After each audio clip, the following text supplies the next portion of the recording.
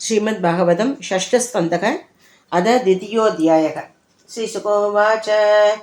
एवं ते भगवद्दूता यमदूतापि भाषितम् उपधार्या ददान् राजन् प्रत्याहो नय गोविताः विष्णुदूतावूचुगो अहो कष्टं धर्मतृषाम् अधर्म स्पृशते सभाम् यत्र दण्डयेष्वपापेषु दण्डो ये क्रियते वृथा प्रजानां पितरो ये च शास्तार साधवः समाः यदि स्यादेषु वैषम्यं कं यान्ति शरणं प्रजाः यद्यदा चरति श्रेयानि तरस्तत्तदतीगते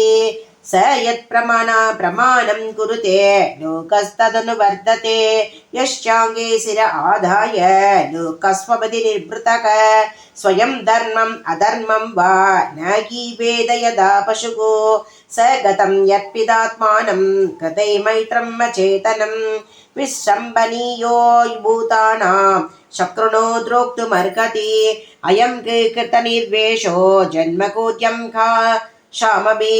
यद्व्याजहार विवशो नाम स्वस्ययनं हरेः एतेन व्यकौकोनस्य कृतं शादकरिष्कृतं यदा नारायणायेति जगात सदुरक्षरं स्तेन शूरभो मित्रक ब्रह्मभगा कुरुतल्पकः श्रीराजपितृगोहन्ता ये च बाधकिनो बरे सर्वेषाम् अभयगवदामिदमेव सुनिष्कृतं नाम व्याकरणं विष्णो यदस्तद्विषयामधिः न निष्कृतैर्ब्रह्मवादिभिः तथा विशुद्धि यत्यगवान् प्रतदादिभिः यदा हरे नाम पदैरुदाकृतैः तदुत्तमश्लोकगुणोबलम्बकम् नैकान्तिकं तत्कृते विनिष्कृते मनः पुनर्धावति चेदशद्पदे तत्कर्म निर्कारमभिभीप्षतां हरेः गुणानुवादः खलु सत्त्वभावनः अदैनं मापनयत कृताशेषागनिष्कृतं यदशौ भगवन्नाम प्रियमान समग्रगीत साङ्केत्यं हारिहास्यं वा स्तोभं हेलनमेव वा वैकुण्ठनामग्रहणम् अशेगाहरं विदुः पतितश्च कलितो भग्न सन्दष्टस्तप्त आगतः हरिद्यद्यवशेनाग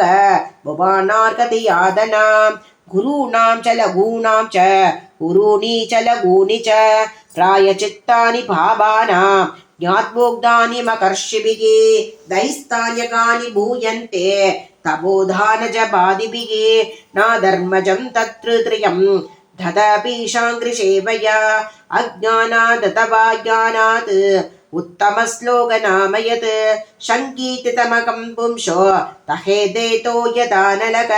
यदा कदं वीर्यतमम् उभयुक्तं यदृष्टया अजानतो अव्याक्तमकुनं कुर्यान्मन्त्रो अभ्युदाकृतः। श्रीशुकोवाच तयेव सुविर्निर्णीय धर्मं भागवतं नृप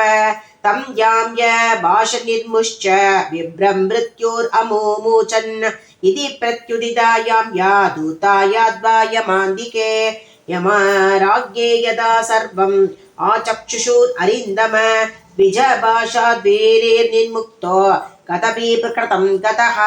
ववन्दे सरसा विष्णु किङ्करान् दर्शनोत्सवः तं विवक्षुमिम् अभिप्रेत्य महापुरुष किङ्कराः शकसा पर्यदस्तस्य तत्रान्ततदिरेणक।